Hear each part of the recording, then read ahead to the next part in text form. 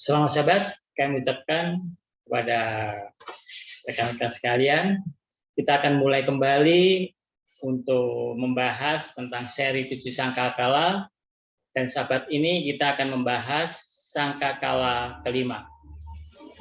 Baiklah, sebelum kita mulai membahas tentang sangkakala kelima, kita tunduk kepala dan berdoa. Maha besar Tuhan, Bapa kami yang bertahta dalam surga, kami ucapkan terima kasih Tuhan atas pimpinan tempat kami, sehingga pada hari Sabat ini Tuhan, kami dapat kembali untuk belajar firman-Mu. Pimpin kami dengan Roh Kudus-Mu Tuhan, dan demikian firman yang akan kami pelajari sepanjang Sabat ini, semua itu akan lebih menguatkan iman percaya kami untuk lebih dekat kepada Tuhan. Meteraikan Tuhan firman ini dan metikan hamba-Mu, dan semua yang mendengarkan. Dengan demikian firman ini akan menjadi pedoman dalam kehidupan yang akan jalani. Terima kasih Tuhan telah mendengarkan kami ini. Sempurnakanlah kami Tuhan, di dalam nama Yesus hamba-Mu berdoa dan ucap syukur. Amin. Baiklah, jadi pembahasan kita pada Sabat ini adalah tentang sangkakala kelima. Kita sudah mempelajari 4 sangkakala sampai Sabat ini, yaitu pertama, sangkakala pertama adalah tentang kehancuran Yerusalem. Kedua, sangkakala kedua adalah jatuhnya kekaisaran Roma. Ketiga, yaitu sangkakala ketiga adalah kemurtatan atau tradisi manusia mulai memasuki gereja pada periode Konstantin. Yang keempat, sangkakala keempat adalah periode berkuasanya Saduk Kecil, dan ini akan membawa kita ke sangkakala kelima.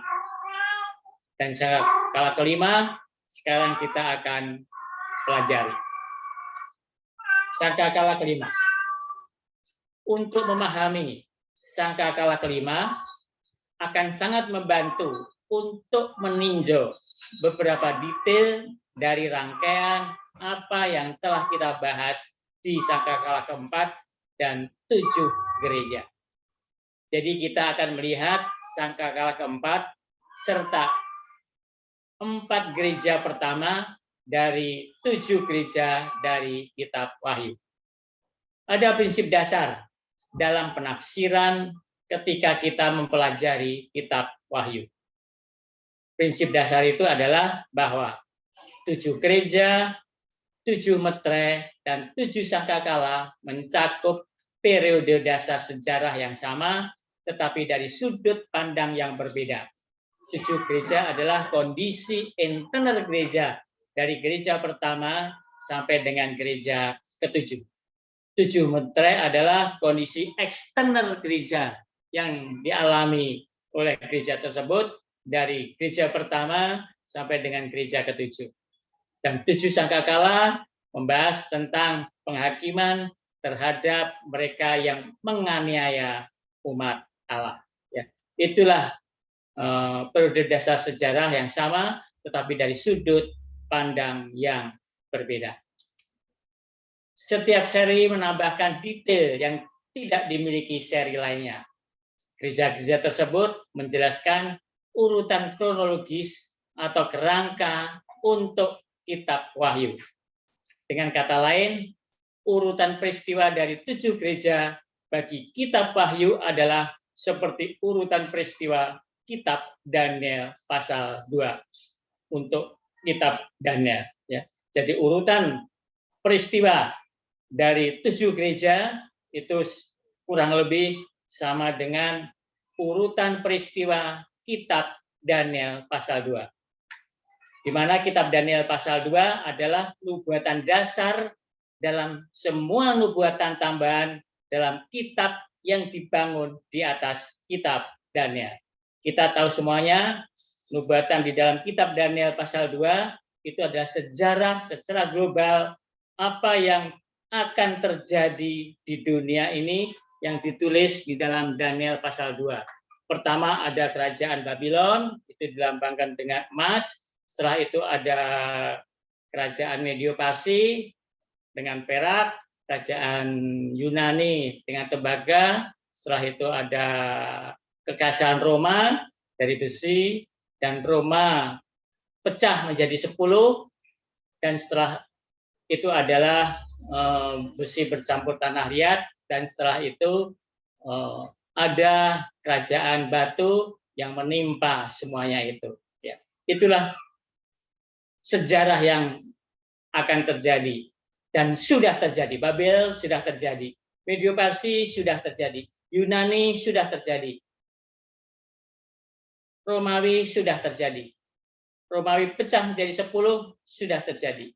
Yang belum terjadi adalah batu yang menimpa patung itu. Demikian juga dengan 7 gereja. 7 gereja adalah peristiwa sejarah dari gereja pertama Efesus sampai dengan gereja ke-7 yaitu Laodikia. Jadi 7 gereja adalah nubuatan dasar yang diberikan dan merupakan struktur seluruh kitab Wahyu. Dan kita akan meninjau 4 gereja pertama, 4 meterai pertama, dan 4 sangkakala pertama. Gereja pertama yaitu Efesus, itu tahun 31 Masehi sampai dengan tahun 100 Masehi. Itu ada juga sama dengan meterai pertama dan sangkakala pertama, menggambarkan periode gereja para rasul. Gereja kedua, Smyrna, tahun 100 Masehi sampai dengan 313 Masehi.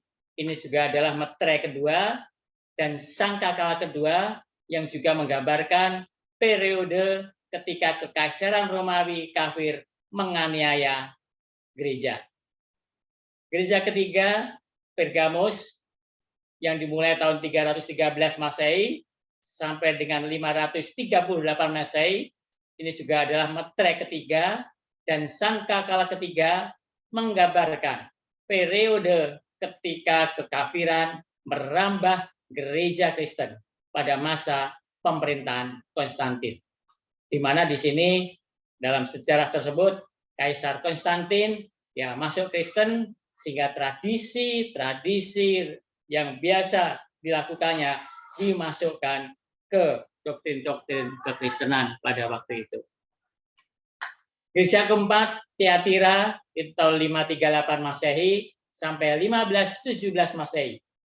Ini adalah meterai keempat dan sangkakala keempat menggambarkan periode ketika gereja yang murtad menutupi Alkitab dan menggantikan pelayanan Kristus di bait suci surgawi.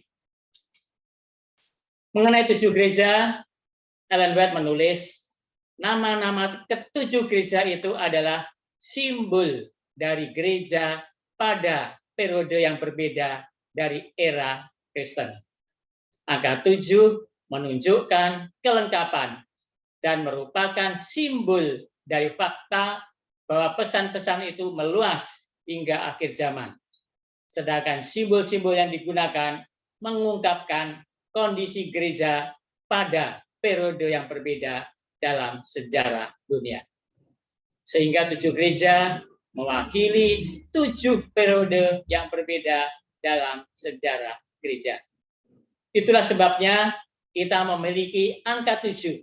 Itu adalah totalitas sejarah gereja Kristen secara berurutan, dimulai dengan gereja Efesus, yaitu gereja rasul-rasul, dan diakhiri dengan gereja Laodikia. Ekspositor futuris dari nubuatan Alkitab seperti Hal Lindsey dan Dave Hunt, mereka bukan dari gereja Advent hari ke-7. Ya, jadi kedua orang ini bukan dari gereja Advent hari ke-7. Yang mana mereka percaya pada pengangkatan gereja dalam semua penafsiran secara literal pada nubuatan akhir zaman. Jadi mereka ini percaya akan ada rapture atau pengangkatan. Mereka setuju dengan Ellen White bahwa 7 gereja mewakili 7 berturut-turut periode sejarah gereja Kristen. Jadi meskipun mereka mempercayai tentang adanya pengangkatan, tapi mereka juga setuju atau mereka juga percaya bahwa 7 gereja itu mewakili 7 gereja berturut-turut dalam sejarah Kristen pada waktu itu.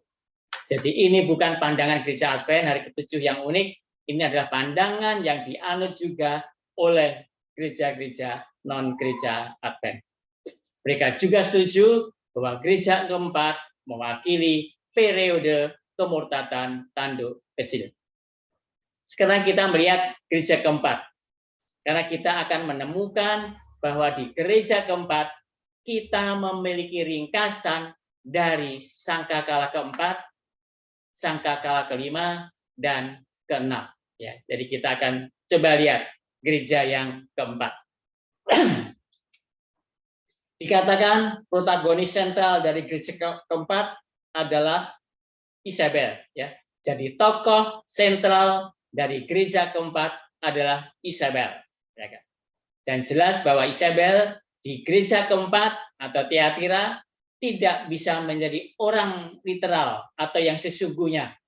Karena selama zaman kegelapan, Isabel literal sudah mati. Ya, jadi itu bukan Isabel sesungguhnya seperti pada zaman Ahab atau zaman Elia, tapi itu ada Isabel secara lambang. Ya kan? Jadi jelas bahwa perjanjian lama Isabel tidak hidup 1260 tahun lagi apa yang terjadi pada waktu itu. Gereja keempat, gereja kelima, keenam, dan ketujuh itu adalah tentang kemurtatan, revolusi Prancis, dan penghakiman, dan penyebutan Isabel di gereja Tiatira, gereja keempat, membuatnya perlu untuk dipelajari kisah Elia dalam perjanjian lama. Kenapa? Karena Isabel itu adalah pada waktu zaman Elia dalam perjanjian lama. Dan sekarang kita akan membandingkan kisah perjanjian lama dengan periode gereja keempat, Tiatira. Karena dua-duanya periode itu ada tokoh yang disebut Isabel. Ya. Karena ada kesamaan yang mencolok antara apa yang terjadi pada zaman Elia dan apa yang terjadi selama gereja Tiatira atau gereja keempat. Jadi berikut ini adalah penjelasan dari gereja keempat. Gereja keempat sebenarnya merangkum peristiwa sentral dari sangkakala keempat, sangkakala kelima, sangkakala keenam, dan sangkakala ketujuh. Bagaimana itu bisa terjadi? Kita akan melihat bahwa gereja keempat menggambarkan penganiayaan selama 1260 tahun. Demikian juga yang kedua, revolusi Prancis. Ketiga, periode penghakiman. Keempat, kesimpulan penghakiman ketika Yesus mengambil alih kerajaan. Sekarang pertanyaannya, bagaimana semua itu ada di gereja keempat?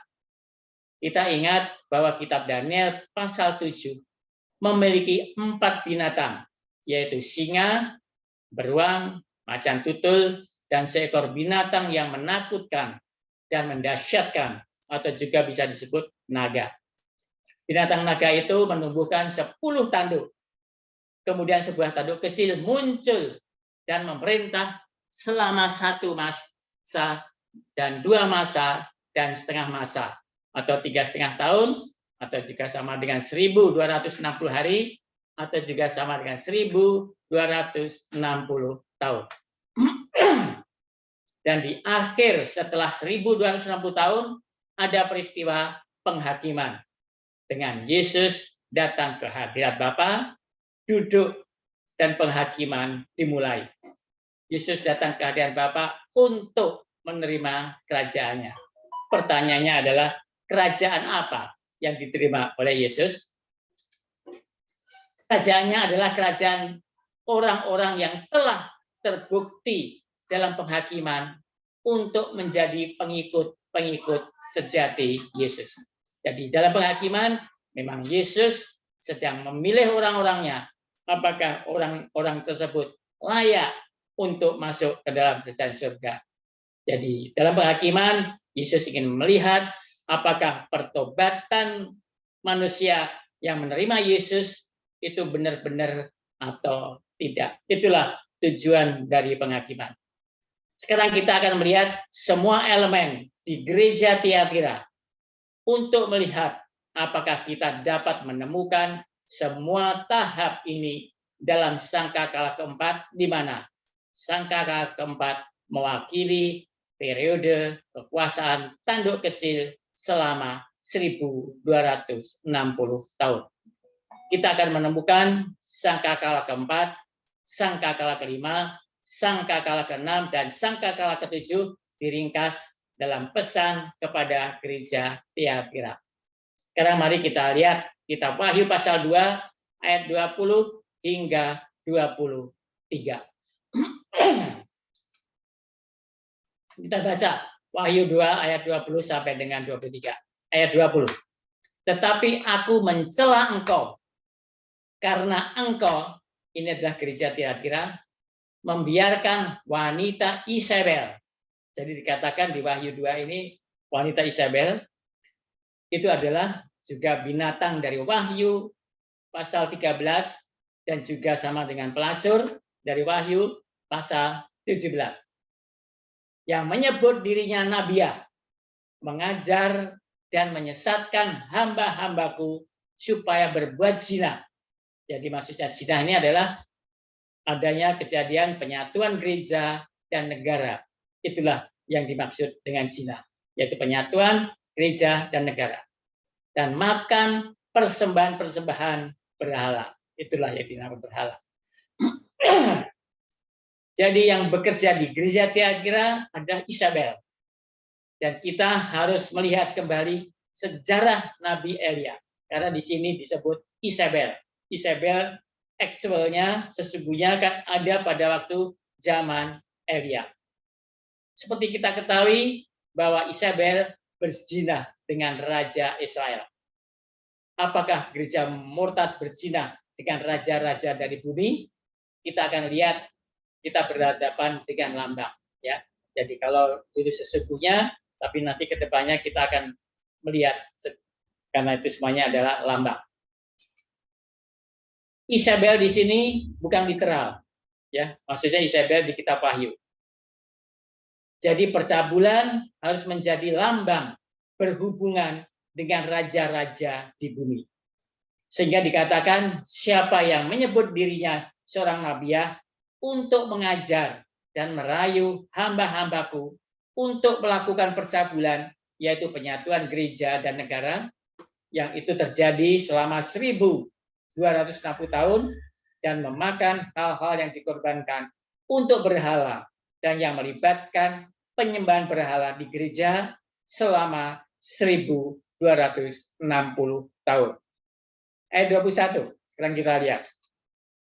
Dan aku telah memberikan dia waktu, ya, jadi diberikan pada mereka Isabel 1260 tahun, waktu maksudnya diberikan waktu 1260 tahun untuk bertobat. Tetapi ia tidak mau bertobat dari sinahnya, yaitu percabulan dengan kekuatan keagamaan atau Injil. Jadi antara negara, pemerintahan, dan keagamaan menjadi satu. Itulah perzinanya. Jadi Tuhan telah memberikan waktu untuk bertobat, tetapi dia tidak bertobat. Dan apa yang Tuhan katakan, karena dia tidak bertobat, maka sesuatu akan terjadi. Ayat 22, kita baca. Lihatlah, aku akan melemparkan dia ke atas ranjang orang sakit. Itulah yang disebut dengan luka yang mematikan, ya kan? Tapi nanti semua orang heran karena dia sembuh, ya kan? Itulah yang dimaksud dengan melemparkan dia ke atas ranjang orang sakit, luka yang mematikan. Dia mendapatkan luka yang mematikan. Dan mereka yang berbuat zina dengan dia, yaitu Prancis, akan kulemparkan ke dalam kesukaran besar, yaitu revolusi Prancis. Itulah yang akan terjadi nanti. Jadi yang mereka berbuat zina dengan dia, itulah Prancis itu. Dan jika mereka tidak bertobat dari perbuatan-perbuatan perempuan itu, di mana mengapa saya sebutkan di sini dia berbuat zina dengan dia disebut Prancis. Jadi pada waktu 538 negara pertama yang mendukung berdirinya tanduk kecil pada tahun 538 itu adalah negara Prancis. Pada waktu kaisarnya Clovis tahun 5, Clovis mulai kerajaan Prancis itu mulai berdiri tahun 508 ya. Dan 538 pada waktu orang barbar sudah menyerbu kekaisaran Romawi sudah tidak ada, maka orang barbar meminta uskup di situ untuk menjadi kepala di Roma karena sudah tidak ada lagi kekaisaran di situ. Itu tahun 538 ya. Dan negara yang pertama mendukungnya adalah Prancis. Maka dikatakan di sini mereka yang berbuat zina dengan dia di Prancis. Makanya dikatakan kalau kita baca kitab Daniel pasal 12 yang terakhir ya kan, ada angka 1290 dan 1335 ya kan. Kalau bisa hitung itu dihitungnya dari tahun 508. Kalau bisa hitung nanti jatuhnya tahun berapa nanti ya kan. Itulah kuncinya di situ ya. Dalam kitab Wahyu pasal 13 ayat 3 dikatakan seperti kena luka yang membahayakan hidupnya. Jadi kita harus melihat kitab Wahyu pasal 13 bersama-sama dengan kisah Elia, dan kita juga harus melihat kitab Daniel pasal 7. Karena semuanya menggambarkan periode sejarah yang sama. Jadi kalau kita mempelajari nubuatan dalam kitab Daniel pasal 7, kita juga harus mempelajari kitab Wahyu pasal 13. Karena itu sejarahnya sama. Ya, itu nyambung terus ya. Jadi begitu kita belajar kitab Daniel pasal 7, nubuatan di kitab Daniel pasal 7, kita akan nyambung ke kitab Wahyu pasal 13. Karena itu adalah yang dilambangkan sama, hanya namanya saja yang berbeda. Di sini adalah tanduk kecil, di kitab Wahyu pasal 13 adalah binatang yang keluar dari dalam laut. Tetapi dalam hal sejarahnya, waktu berkuasanya sama. Ya, kalau bisa lihat itu nanti. Sehingga dikatakan, aku akan melemparkan dia ke atas ranjang orang sakit. Ya, jadi di situ kita lihat kekuasaan itu mengalami luka parah yang mematikan. Tapi dunia heran karena dia sembuh dari luka parahnya. Jadi mereka melakukan perzinahan dengan penguasa, dan penguasa yang berzina dengan dia juga kulemparkan ke dalam kesukaran besar. Apa yang dimaksud dengan kesukaran besar? Kesukaran besar mengacu pada peristiwa revolusi Prancis. Itulah kesukaran besar tersebut. Revolusi Prancis merupakan pergolakan besar terhadap pelacur yang membuatnya kepalanya seperti kena luka yang membahayakan hidupnya. Revolusi Prancis juga merupakan peristiwa traumatis bagi mereka yang memerintah di Prancis. Jadi dikatakan dia akan kulemparkan ke dalam kesukaran besar jika mereka tidak bertobat. Ayat 23, dan anak-anaknya, ini adalah orang-orang Kristen yang murtad dan gereja-gereja yang murtad, karena dikatakan dan anak-anaknya akan kumatikan, dan semua jemaat akan mengetahui bahwa akulah yang menguji batin dan hati orang. Maksudnya menguji batin dan hati orang adalah penghakiman. Dan bahwa aku akan membalaskan kepada kamu setiap orang menurut perbuatannya. Itulah yang dimaksud di ayat itu. Yaitu anak-anaknya itu adalah orang-orang Kristen yang murtad dan gereja-gereja yang murtad. Bikin juga menguji batin hati orang. Itu adalah maksudnya adalah adanya penghakiman.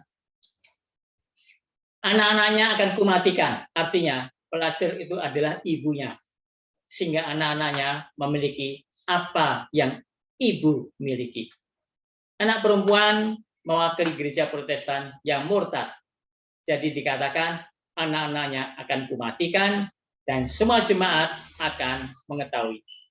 Juga dikatakan, akulah yang menguji batin dan hati orang. Apa yang dimaksud dengan menguji batin dan hati orang?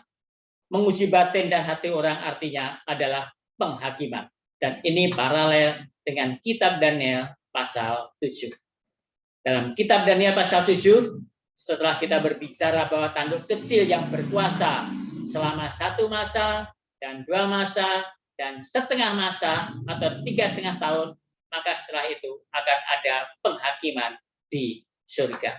Jadi kita lihat, kalau kita baca di Daniel pasal 7, pertama ada binatang, ya kan, ada Babel, setelah itu Medo-Persia, setelah Medo-Persia ada Yunani, setelah Yunani ada Roma, kekaisaran Roma, pecah menjadi 10, dari situ akan ada tanduk kecil, ya kan?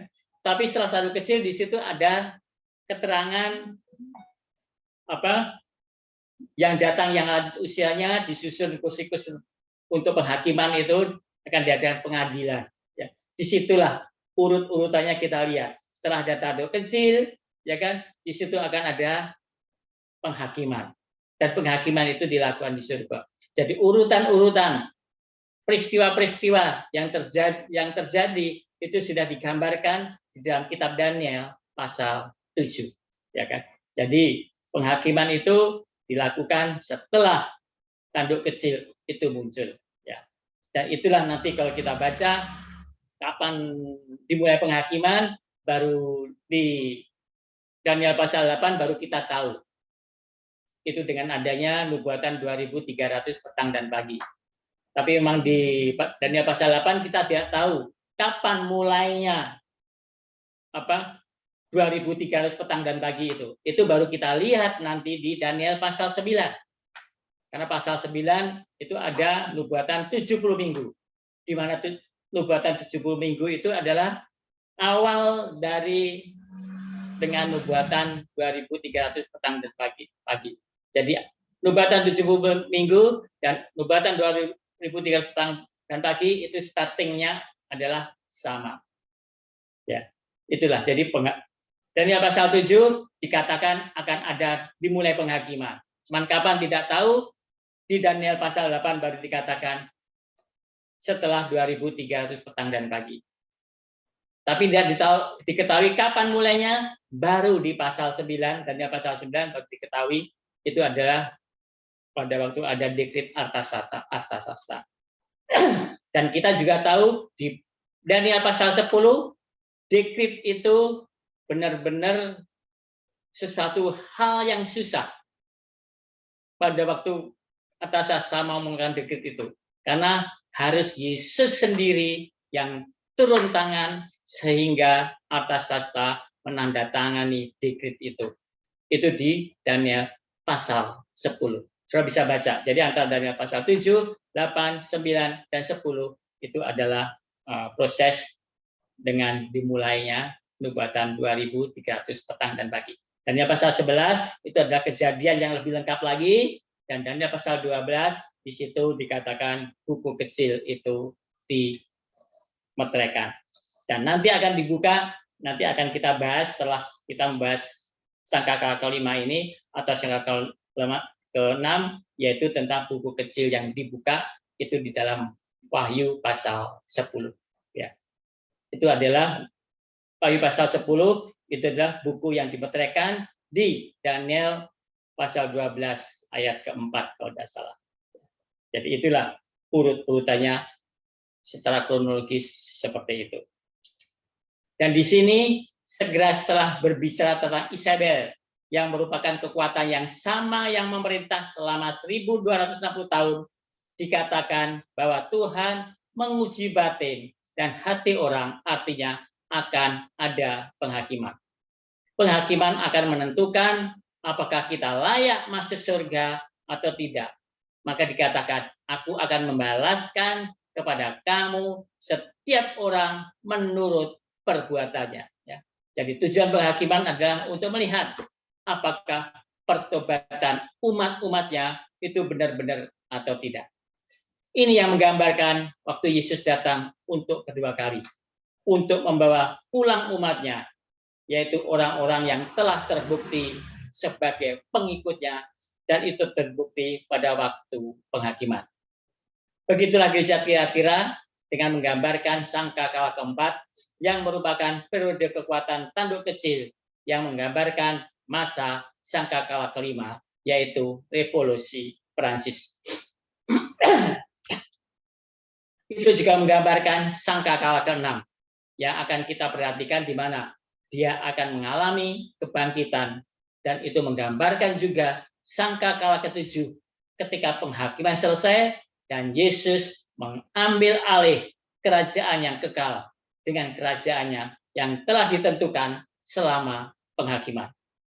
Sekarang kita akan kembali ke kisah di Perjanjian Lama yang sejajar dengan sangkakala keempat. Kita akan membahas itu.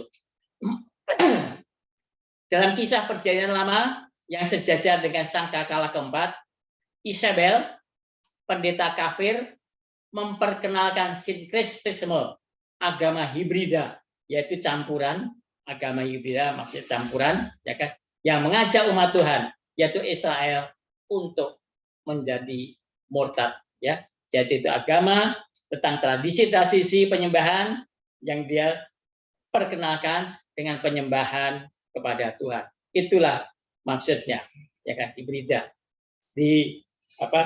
digabungkan. Dengan kata lain, itu bukan agama kekafiran murni, tetapi itu agama kekafiran yang bercampur dengan penyembahan kepada Tuhan. Itulah alasan mengapa penyembahan itu seperti apa yang terjadi di Gunung Karmel. Kita hidup di antara dua penyembahan. Jika Tuhan ada, Tuhan ikuti dia, dan jika Tuhan ada Baal, ikuti dia. Tetapi jangan mencoba untuk mengikuti keduanya. Ya, itu yang penting. Kalau Tuhan ada Tuhan, ya kita ikuti dia. Kalau Baal memang yang kita sembah, ikuti Baal. Jangan kita ikut Tuhan dan ikut Baal, kita akan hilang. Tapi ikut Baal juga hilang juga. Kalau kita tidak menyembah Tuhan, sama juga. Ya, jadi kita harus ikut Tuhan. Jadi Isabel memperkenalkan agama hibrida atau gabungan yang membuat umat Tuhan, yaitu Israel, ke dalam kemurtadan.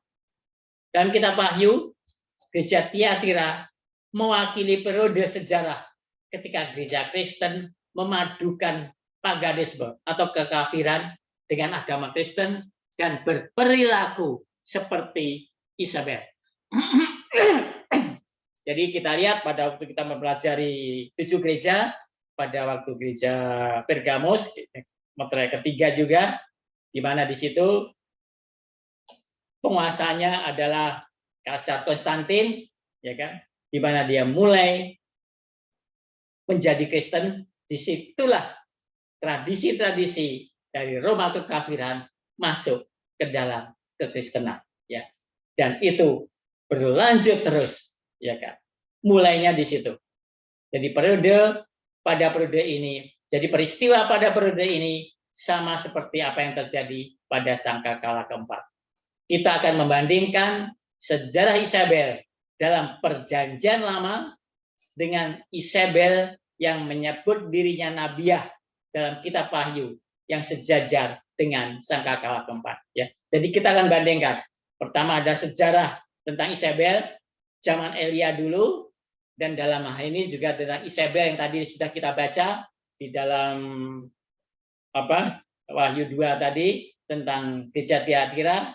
Itu adalah sejajar, ya, dan itu juga sama dengan sangkakala keempat. Sehingga nanti kita akan bisa lebih tahu lagi pada waktu kita membahas tentang sangkakala kelima. Pertama, di sini saya kasih tanda 1A, karena ini adalah yang A, artinya adalah sejarah Isabel itu untuk Perjanjian Lama. Tetapi nanti kalau yang 1B itu juga tentang Isabel, nabiah Isabel juga, tetapi dari kitab Wahyu. Kita akan bandingkan ini antara Perjanjian Lama dan yang ada di dalam Perjanjian Lama, Perjanjian Baru, yaitu yang ada di dalam kitab Wahyu. Ya. Ini yang pertama, sejarah Isabel, ini dari Perjanjian Lama. Isabel memimpin Israel ke dalam penyembahan dewa matahari, dewa Baal, dan penyembahan berhala. Ini bisa kita baca di dalam 1 Raja-Raja 16 ayat 30 sampai dengan 31. Ayat 30. Ahab bin Omri melakukan apa yang jahat di mata Tuhan, lebih daripada semua orang yang mendahulunya.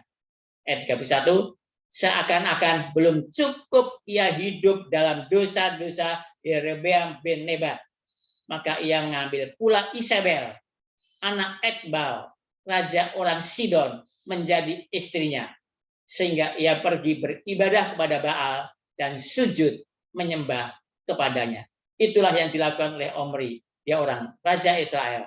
Dia sebetulnya umat Tuhan, tetapi karena dia mengawini Isabel menjadi istrinya, sehingga dia beribadah kepada Baal dan sujud menyembah kepadanya. Dewa matahari dan gelar umum Baal atau Tuhan adalah objek utama penyembahan orang Kanaan. Setiap daerah memiliki Baal khusus dan berbagai Baal lokal diringkas dengan nama Baalim atau Tuhan. Setiap Baal memiliki seorang istri yang merupakan cerminan dirinya yang tidak berwujud seperti Dewi Bulan atau Asyera. Ini diambil dari kamus Esten, isi belajar Alkitab, ya kan? Untuk itulah mengapa mereka menyembah berhala seperti perak dan emas, bukan perak untuk menghormati bulan dan emas untuk menghormati matahari. Meskipun dalam bentuk yang berbeda, penyembahan berhala ada di dunia Kristen saat ini sama seperti yang ada di Israel kuno pada zaman Elia. Dewa dari banyak orang yang mengaku sebagai orang bijak, filsuf, penyair, politisi, jurnalis, dewa lingkaran modis yang dipoles dari banyak perguruan tinggi dan universitas, bahkan dari beberapa institusi teologis, memiliki belas kasihan sedikit lebih baik dari Baal, dewa matahari dari Venesia. Di kontroversi halaman 583. Jadi yang disebut dewa Baal adalah dewa matahari. Penyembahan apa yang Isabel perkenalkan ke Israel? Melakukan penyembahan matahari. Gereja selama 1260 tahun ada hubungannya dengan matahari. Tidak hanya berurusan dengan menyembah matahari literal, kita berurusan dengan menyembah pada hari matahari. Menyembah hari matahari dan menyembah matahari pada dasarnya mempunyai prinsip yang sama. Kita tahu apapun yang dibuat manusia untuk penyembahan itu adalah penyembahan berhala. Ya. Jadi segala sesuatu yang dibuat manusia yang dipakai untuk penyembahan itu adalah penyembahan berhala. Hari pertama dalam seminggu bukanlah hari untuk ibadah. Jadi jika kita menjadikannya sebagai hari ibadah, itu disebut penyembahan berhala. Tuhan tidak menciptakan matahari sebagai objek penyembahan. Jadi jika kita menjadikan matahari sebagai objek penyembahan, maka itu adalah penyembahan berhala. Itu prinsip dasar yang sama. Sekarang 1B. Tadi kalau 1A itu dari Perjanjian Lama, kalau 1B itu dari Perjanjian Baru dalam kitab Wahyu. Dan di sini saya tuliskan Nabiah Isabel. Kalau 1A sejarah Isabel, kalau Nabiah Isabel itu Perjanjian Baru, itu dari kitab Wahyu. Nabiah Isabel juga melakukan hal yang sama, sehingga Nabi Isabel memperkenalkan penyembahan berhala ke dalam gereja selama 1260 tahun. Kita baca Wahyu 2 ayat 20. Tetapi aku mencela engkau karena engkau membiarkan wanita Isabel yang menyebut dirinya Nabiah mengajar dan menyesatkan hamba-hambaku supaya berbuat zina dan makan persembahan berhala. Itu yang dikatakan. Membiarkan wanita Isabel yang menyebut dirinya Nabiah mengajar dan menyesatkan hamba-hambaku supaya berbuat zina dan makan persembahan berhala. Ada pernyataan dari Ellen White persoalan ini. semangat konsensi terhadap paganisme. Paganisme ada kekafiran, membuka jalan untuk lebih jauh mengabaikan terhadap otoritas surga. Setan merusak hukum yang keempat juga dan berusaha untuk mengesampingkan Sabat kuno. Hari itu yang telah diberkati dan dikuduskan Allah, yaitu dalam Kejadian 2 ayat 2 dan 3, dan sebagai gantinya meninggikan hari yang ditaati oleh orang-orang kafir sebagai hari terhormat dari matahari. Jadi kita melihat hubungan yang dibuat Ellen White, yaitu tentang penyembahan matahari dengan penyembahan pada hari matahari. Sekarang kita melihat kesamaan yang kedua. 2A, tadi 1A, sekarang 2A. Sejarah Isabel, ini dari Perjanjian Lama. Ayatnya di 2 Raja-Raja 9 ayat 22. Di mana Isabel adalah seorang ibu yang memiliki hubungan perzinahan dengan raja dan terlibat dalam okultisme. Okultisme ini adalah tentang sihir dan segala macam lah. Ya kan? Kita baca 2 Raja-Raja 9 ayat 22. Tatkala Yoram melihat Yehu, bertanyalah ia, apakah ini kabar damai, hai Yehu? Jawabnya, bagaimana ada damai selama Sundal dan orang sihir ibumu, Isabel, begitu banyak? Itulah yang dikatakan. Jadi memang Isabel ini, di samping dia penyembah berhala, dia juga seorang okultisme. Ya kan? Sekarang, kalau tadi 2A, sekarang 2B. Artinya ini dari kitab Wahyu, dari kitab Perjanjian Baru. Saya sebut di sini bukan sejarah Isabel, tapi Nabiah Isabel. Yang menarik adalah bahwa Isabel selama 1260 tahun benar-benar berkuasa. Mari kita lihat kitab Wahyu 17 ayat 1 sampai dengan 2, dan kemudian kita meloncat ke ayat 5. Wahyu 17 ayat 1, 2, dan ayat 5. Lalu datanglah seorang dari ketujuh malaikat yang membawa ketujuh cawan itu dan berkata kepadaku, mari ke sini, aku akan menunjukkan kepadamu putusan atas pelacur besar yang duduk di tempat yang banyak airnya. Dengan dia, raja-raja di bumi telah berbuat cabul, dan penghuni-penghuni bumi telah mabuk oleh anggur percabulannya. Dan pada dainya tertulis suatu nama, suatu rahasia, Babel besar, ibu dari wanita-wanita pelacur dan dari kekejian bumi. Itulah yang dikatakan di sini, ibu dari wanita-wanita pelacur.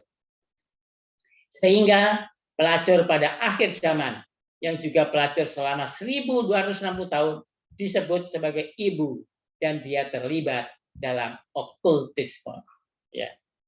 Tanduk kecil juga terlibat dalam okultisme. Ini dikatakan dalam kitab Wahyu pasal 18 ayat 23. Ini berbicara tentang Babel. Kita baca Wahyu 18 ayat 23. Dan cahaya lampu tidak akan bersinar lagi di dalammu, dan suara mempelai laki-laki dan pengantin perempuan tidak akan kedengar lagi di dalammu, karena pedagang-pedagangmu adalah pembesar-pembesar di bumi.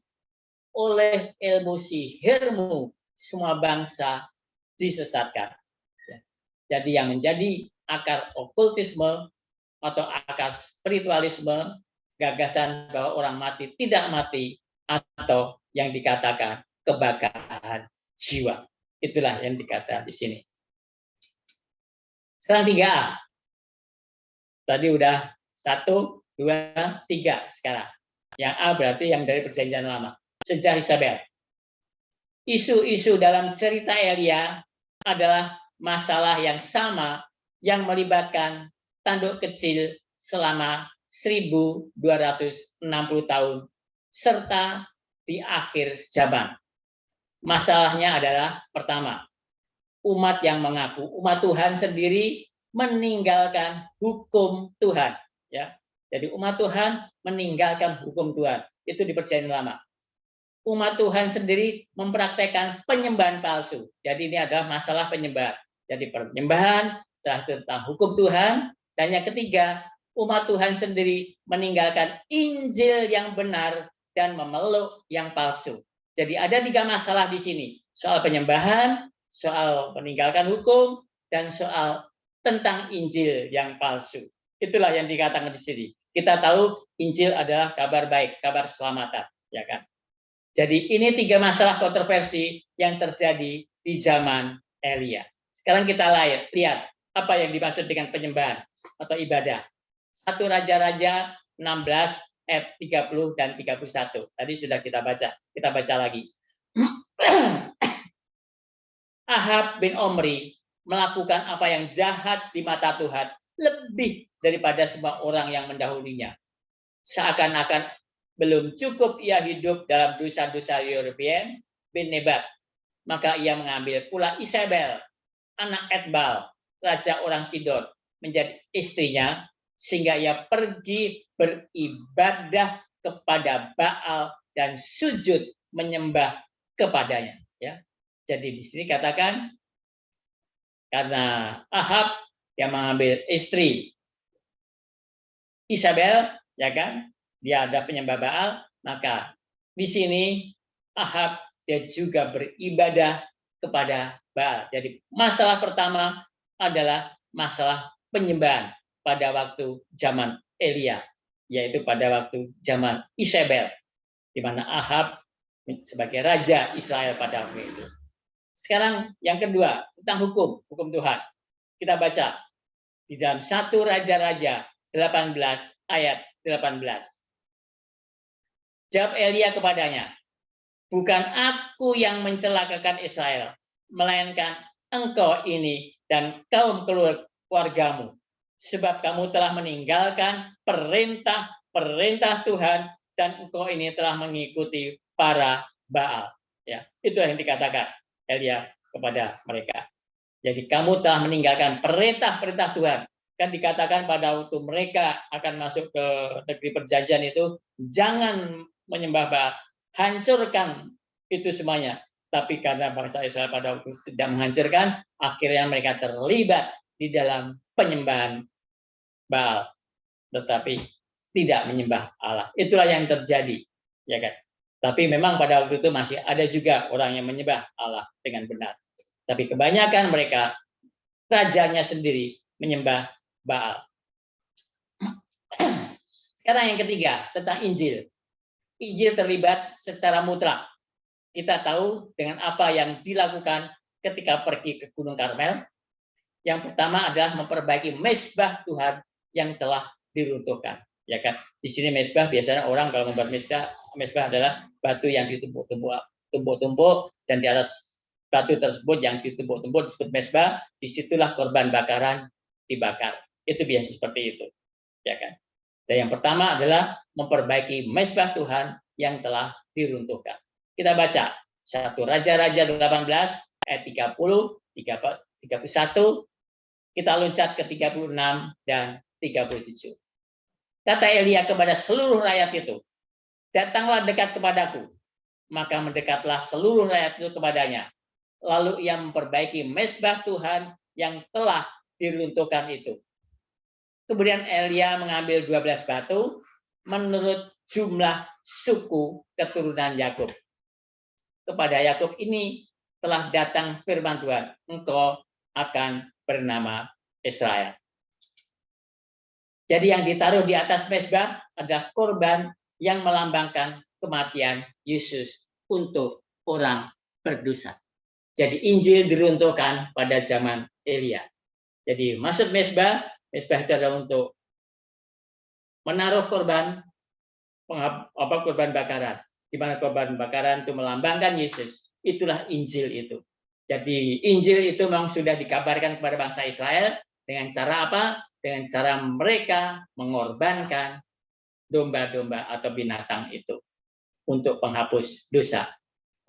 Itulah sebetulnya Injil sudah dimulai dari bangsa Israel.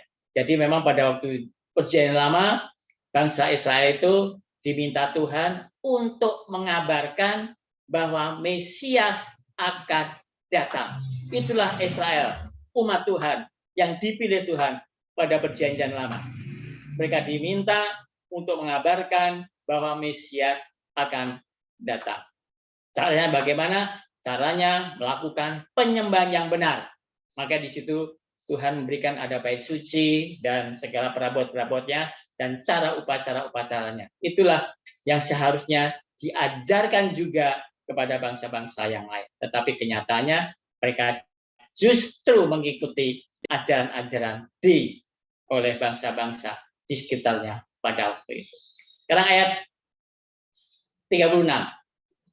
Kemudian pada waktu mempersembahkan korban petang, tampillah Nabi Elia dan berkata, "Ya Tuhan, Allah Abraham, Ishak, dan Israel, pada hari ini biarlah diketahui orang bahwa Engkaulah Allah di tengah-tengah Israel, dan bahwa aku ini hamba-Mu, dan bahwa atas firman-Mu lah aku melakukan segala perkara ini." 37, jawablah aku ya Tuhan, jawablah aku supaya bangsa ini mengetahui bahwa Engkaulah Allah ya Tuhan, dan Engkaulah yang membuat hati mereka tobat kembali. Jadi ada 3 masalah di sini, yaitu tentang penyembahan, mereka menyembah Baal, tentang hukum Allah, ya kan, dan tentang Injil. Jadi mereka telah menghancurkan mezbah itu, ya kan. Itulah yang dilakukan pada waktu Elia, yang terjadi pada waktu zaman Elia, yang dilakukan oleh Isabel. Sekarang 3B di sini adalah Nabi Isabel. Ini ada tentang dalam perjanjian baru, dalam kitab Wahyu. Ini gereja tentang gereja Tiatira. 3 masalah yang sama dihadapi juga di gereja Tiatira, ya kan? Pertama penyembahan, hukum, dan juga Injil.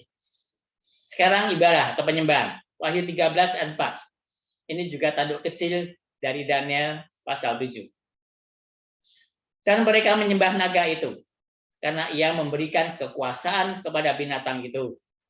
Dan mereka menyembah binatang itu sambil berkata, siapakah yang sama seperti binatang ini? Dan siapakah yang dapat berperang melawan dia? Ya, itulah ya tentang penyembah. Mereka menyembah binatang itu, binatang yang keluar dari dalam laut. Binatang itu lambang dari Wahyu 13 sama dengan tanduk kecil. Jadi yang dinamakan binatang dalam Wahyu 13 itu sama dengan tanduk kecil dari Daniel pasal 7. Jadi kalau kita belajar Daniel pasal 7, kita juga harus belajar membahas tentang binatang, yaitu di dalam Wahyu pasal 13. Karena itu nyambung terus, ya kan. Sehingga sistem penyembahan yang terlibat ketika datang menyembah ke binatang yang sama dengan Isabel. Ya, jadi sistem penyembahan di perjanjian baru itu yang di Wahyu pasal 13 itu sama dengan sistem penyembahan yang dilakukan pada zaman Isabel, pada waktu zaman Elia, pada waktu itu. Mereka menyembah berhala. Di sini juga mereka menyembah binatang itu, ya, patung binatang itu. Tentang hukum. Ini adalah hukum yang terlibat selama 1260 tahun. Dan pada akhir zaman nanti juga akan terulang lagi. Kita baca Daniel 7 ayat 25. Ia akan mengucapkan perkataan yang menentang yang maha tinggi dan akan menganiaya orang-orang kudus milik yang maha tinggi. Ia berusaha untuk mengubah waktu dan hukum. Dan mereka akan diserahkan ke dalam tangannya selama 1 masa dan 2 masa dan setengah masa. Ya, di sini kalau kita lihat 1 masa dan 2 masa dan setengah masa itu sama dengan 1260 hari, sama dengan 1260 tahun, ya kan? Tapi kalau kita baca di dalam kitab Wahyu disuruh dikatakan 42 bulan.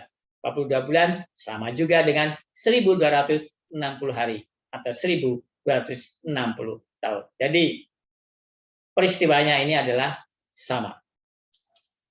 Jadi tanduk kecil yang sama dengan binatang yang keluar dari dalam laut atau pelacur itu yang ada di dalam Wahyu pasal 17 berpikir bahwa mereka dapat mengubah hukum Allah yang suci.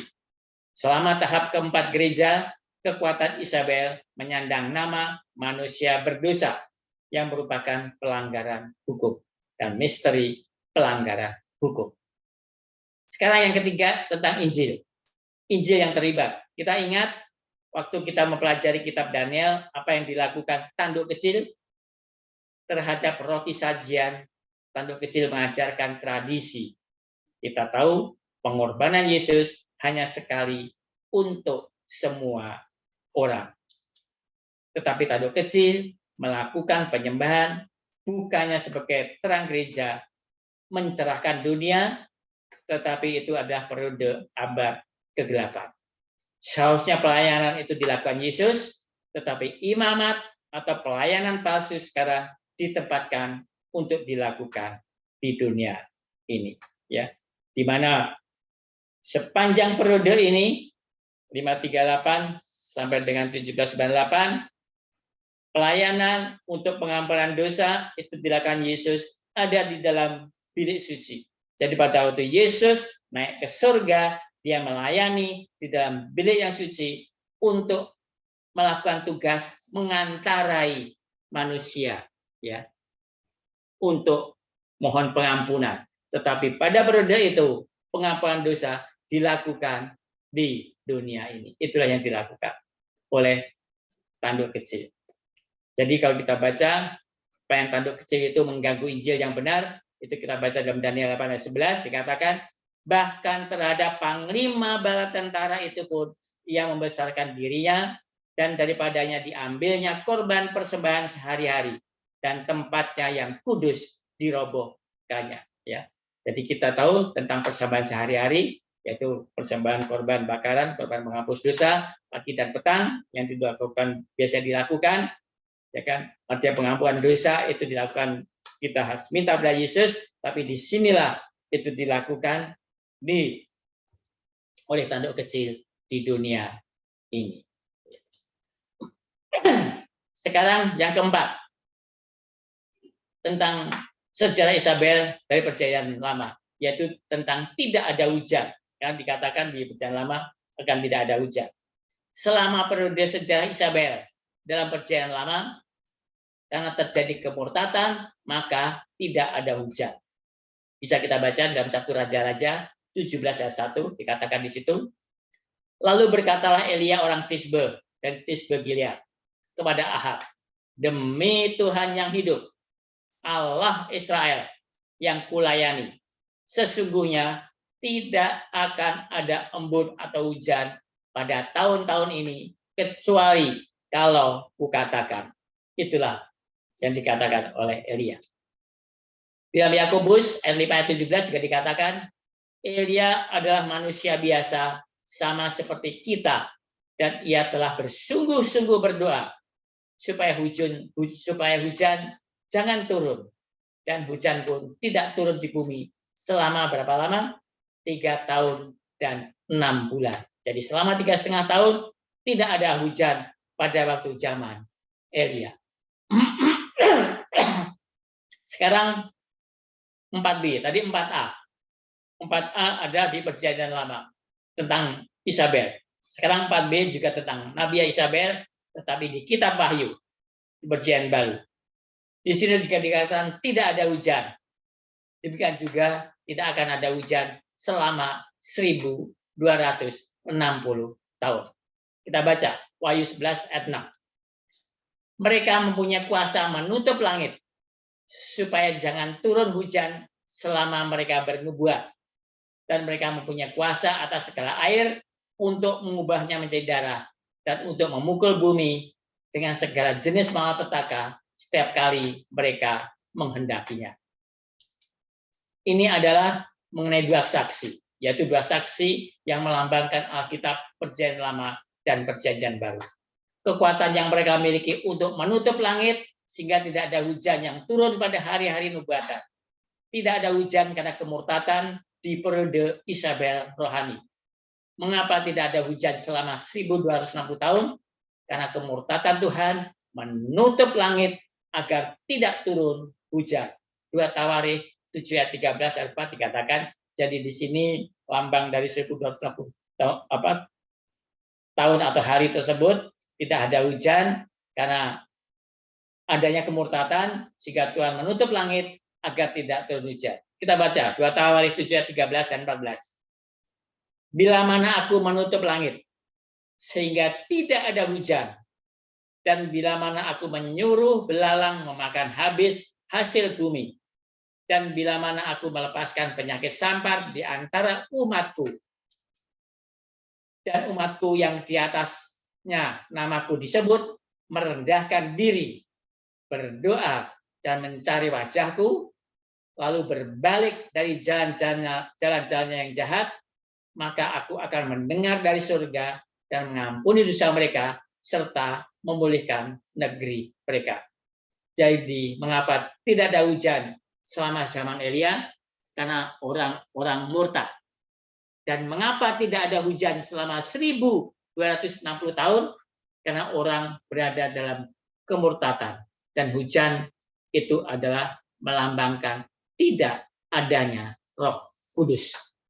Dan itulah alasan mengapa 7 kaki Dian tidak memiliki minyak, sehingga itu adalah zaman kegelapan. Karena 7 kaki Dian, yaitu gereja, tidak memberikan terangnya. Kelaparan dan tidak ada makanan terjadi ketika ada kelangkaan firman Tuhan atau tidak adanya firman Tuhan. Ini bisa kita baca di dalam Amos 8 ayat 11 sampai dengan 12. Sesungguhnya waktu akan datang, demikianlah firman Tuhan Allah. Aku akan mengirimkan kelaparan ke negeri ini, bukan kelaparan akan makanan dan bukan kehausan akan air, melainkan akan mendengarkan firman Tuhan. Mereka akan mengembara dari laut ke laut dan menjelajah dari utara ke timur untuk mencari firman Tuhan, tetapi tidak mendapatnya. Ya, itulah yang akan terjadi nanti setelah pintu kasihan ditutup. Ya, itu yang lebih jelas di situ. Tetapi prinsip ini sama dengan kejadian peristiwa periode gereja Tiatira sepanjang 1260 tahun. Tidak ada firman Tuhan, tidak ada Roh Kudus, ya kan? Karena Alkitab memang tidak boleh diajarkan. Sekarang yang 5, sejarah Isabel. 3,5 tahun secara literal perjanjian lama. Ya, ini dalam perjanjian lama. Ya. Yakobus 5 ayat 17. Elia adalah manusia biasa sama seperti kita, dan ia telah bersungguh-sungguh berdoa supaya hujan jangan turun, dan hujan pun tidak turun di bumi selama 3 tahun dan 6 bulan. Ini secara literal. Jadi artinya sungguh-sungguh kenyataan. Jadi pada waktu itu tidak ada hujan selama 3,5 tahun. Jadi tidak turun hujan selama 3 tahun 6 bulan. Dan kita ingat nubuatan dalam Daniel 1 masa dan 2 masa dan setengah masa, atau 3 tahun 6 bulan. Apakah ini kebetulan? Tidak. 3,5 tahun dalam perjanjian lama menjadi simbol selama periode gereja dalam zaman kegelapan. Jadi yang 5B tentang Nabi Isabel, yaitu 3,5 tahun simbolis, ini dalam kitab Wahyu. Wahyu 2 ayat 21 kita baca. Dan aku telah memberikan dia waktu, itulah waktu 1260 tahun, untuk bertobat, tetapi ia tidak mau bertobat dari sinahnya. Berapa lama Tuhan memberikan Isabel atau pelacur untuk bertobat? Wahyu 11 ayat 13 dikatakan, dan aku memberi tugas kepada 2 saksiku supaya mereka bernubuat sambil berkabung 1260 hari lamanya. Ya. Jadi 1260 hari sama dengan 1 masa, 2 masa, dan setengah masa, atau 3,5 tahun. Ini dalam kitab Daniel pasal 7 ayat 25. Kita baca kitab Daniel 7 ayat 25. Ia akan mengucapkan perkataan yang menentang yang maha tinggi dan akan menganiaya orang-orang kudus milik yang maha tinggi. Ia berusaha untuk mengubah waktu dan hukum, dan mereka akan diserahkan ke dalam tangannya selama 1 masa dan 2 masa dan setengah masa. Tuhan memberi Isabel pada abad pertengahan waktu untuk bertobat dari percabulannya. Berapa lama? 1 masa, dan 2 masa, dan setengah masa, atau 1260 hari. Periode yang terjadi dari tahun 538 Masehi sampai dengan 1798 Masehi, di mana pada waktu itu tanduk kecil berkuasa. Jadi jika 1260 hari adalah tahun atau 1260 tahun, maka Elia, Isabel, dan Ahab tidak bisa menjadi orang yang literal atau yang sesungguhnya, melainkan kelompok orang-orang yang mengalami pengalaman yang serupa atau yang sama dengan Elia pada waktu zaman Elia yang dulu. Jadi itulah. Jadi tidak berarti 1260 tahun dari zaman Elia, Isabel, Ahab ini terjadi secara sesungguhnya, tidak, ya kan? Melainkan orang-orang yang mengalami pengalaman yang serupa dengan pada waktu zaman Elia. Yang sekarang yang keenam, sejarah Isabel, sisa-sisa umat Tuhan yang setia di dalam Israel yang murtad, yang bersembunyi. Ya. Jadi kita, apakah pada waktu itu ada orang yang masih setia? Kita baca 1 Raja-Raja 19 ayat 18. Tetapi aku meninggalkan 7.000 orang di Israel, yakni semua orang yang tidak sujud menyembah Baal, dan yang mulutnya tidak mencium dia. Jadi ada umat sisa yang setia, atau minoritas yang tetap setia kepada Tuhan pada waktu zaman Elia, zaman Isabel di Perjanjian Lama. Masih ada orang yang setia. Meskipun bangsa Israel pada waktu banyak yang menyembah Baal, tetapi masih ada orang yang setia. Di sini dikatakan 7.000 orang di Israel, yakni semua orang yang tidak sujud menyembah Baal dan yang mulutnya tidak mencium dia. Sekarang yang keenam untuk yang perjanjian baru atau di dalam kitab Wahyu, zaman Isabel secara lambat. Ada umat sisa yang tetap setia juga kepada Tuhan di dalam gereja yang murtad sepanjang periode gereja Tiatira, dan mereka bersembunyi. Kita baca dalam Wahyu 2 ayat 24 dan 25.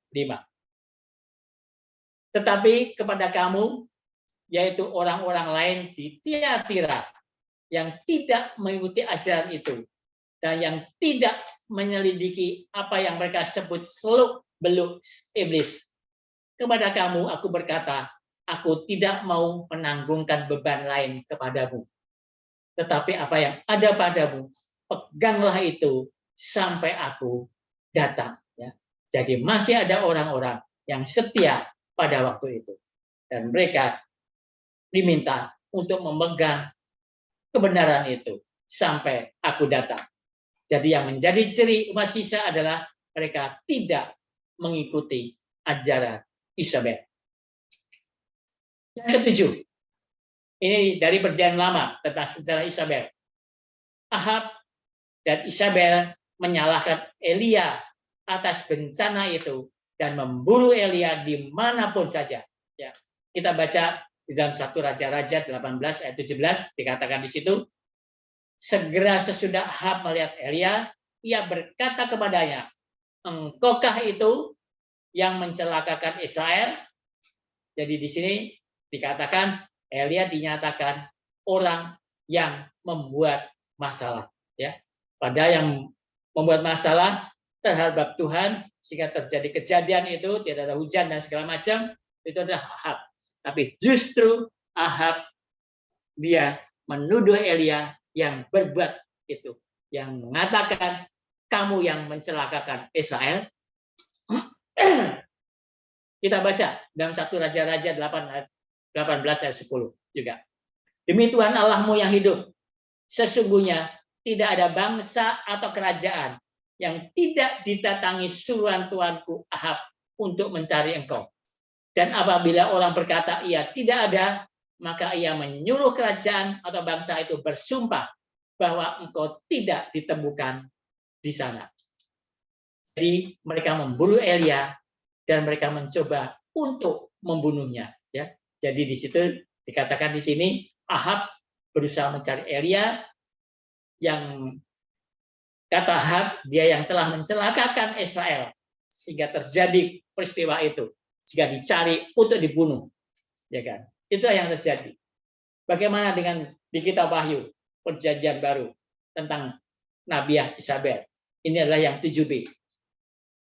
Gereja kepausan yang murtad memburu sisa-sisa yang setia di mana-mana.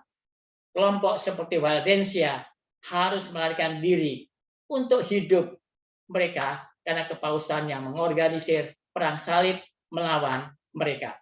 Kita baca dalam Wahyu 12 ayat 6.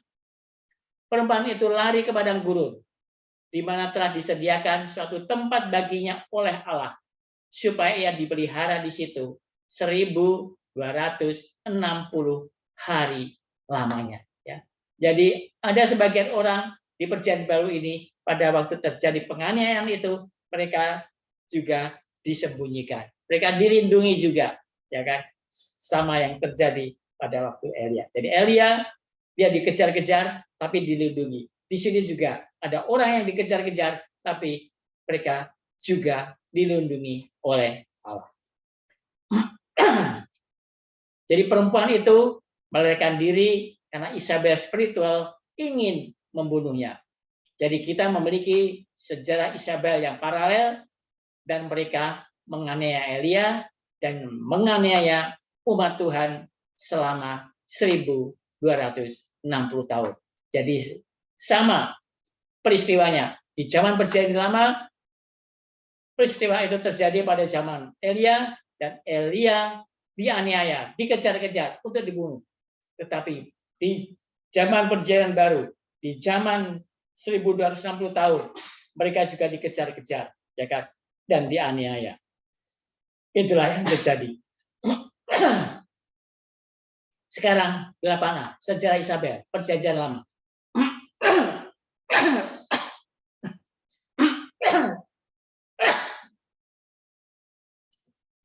Elia melarikan diri ke padang gurun mencari perlindungan dari kemarahan Isabel.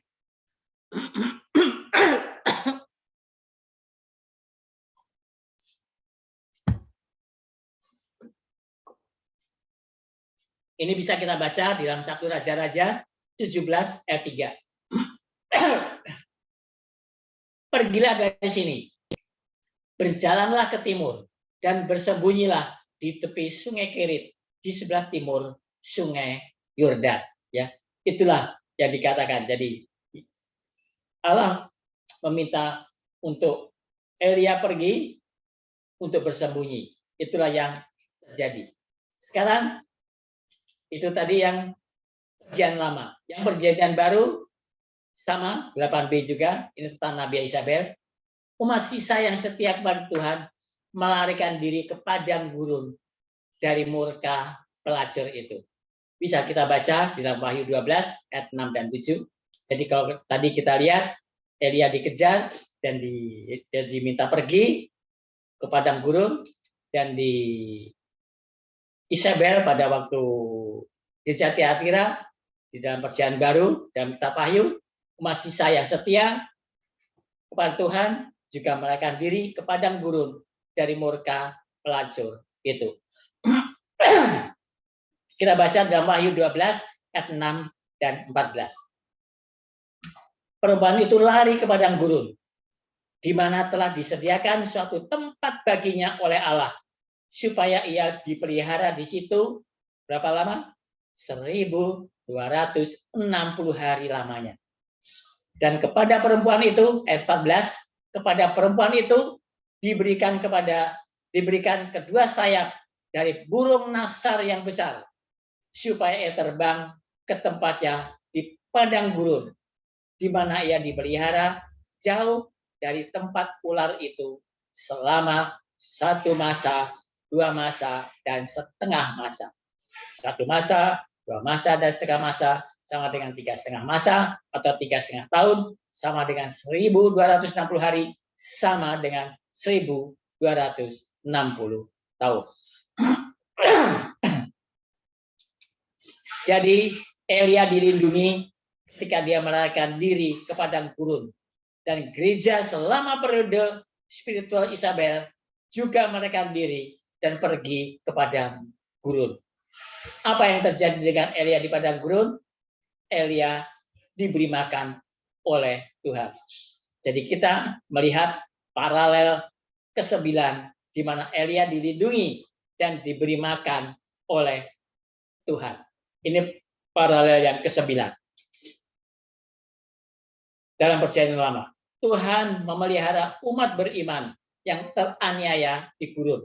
1 Raja-Raja 17 ayat 4.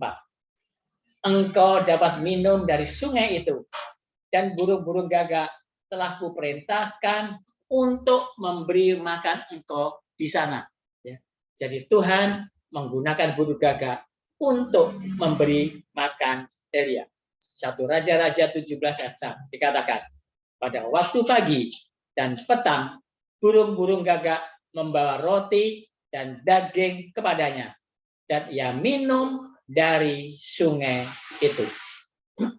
Itulah yang terjadi. Sekarang yang di perjanjian baru, ya kan, dari kitab Wahyu. Tuhan juga memberi makan kepada umat sisa yang setia kepada Tuhan ketika mereka melarikan diri ke gurun selama 1.260 tahun. Kita baca tadi di dalam Wahyu 12 ayat 6 dan 14, tadi sudah kita baca, sekarang kita baca lagi. Perempuan itu lari ke padang gurun, di mana telah disediakan suatu tempat baginya oleh Allah, supaya ia dipelihara di situ 1.260 hari lamanya. Dan kepada perempuan itu diberikan kedua sayap dari burung nasar yang besar, supaya ia terbang ke tempatnya di padang gurun, di mana ia dipelihara jauh dari tempat ular itu selama 1 masa dan 2 masa dan setengah masa. Itu sama juga dengan 1.260 tahun. Jadi key point-nya, kuncinya adalah gereja Tiatira menyebutkan Isabel, dan Isabel tidak pernah muncul. Itulah yang terjadi. Ya, itu sebagai lambang. Tapi kejadiannya adalah paralel. Jadi kita lihat ada paralelnya antara sejarah Isabel dalam perjanjian lama dan gereja Tiatira dalam kitab Wahyu. Kuncinya adalah gereja Tiatira menyebutkan Isabel dan Isabel tidak pernah muncul. Sekarang yang ke-10, paralel yang ke-10. Dari perjanjian lama, Isabel adalah seorang pembunuh nabi-nabi Allah.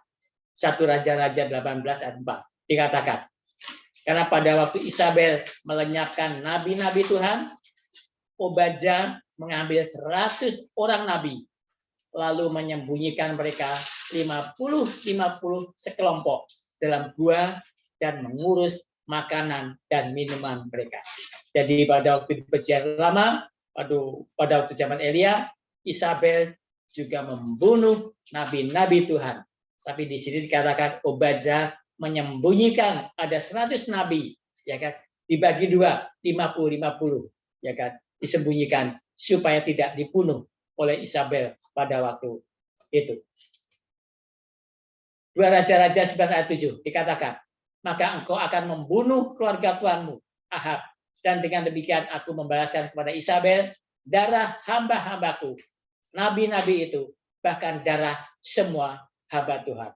1 Raja-Raja 19 ayat 1 dan 2 dikatakan, ketika Ahab 1-3, ketika Ahab memberitahukan kepada Isabel segala yang dilakukan Elia dan perihal Elia membunuh semua nabi itu dengan pedang, maka Isabel menyuruh seorang suruhan mengatakan kepada Elia, beginilah kiranya para Allah menghukum aku. Bahkan lebih lagi daripada itu, jika besok kira-kira pada waktu ini aku tidak membuat nyawamu sama seperti nyawa salah seorang dari mereka itu, Maka takutlah ia, lalu bangkit dan pergi menyelamatkan nyawanya. Dan setelah sampai ke Berseba, yang termasuk wilayah Yehuda, ia meninggalkan bujangnya di sana.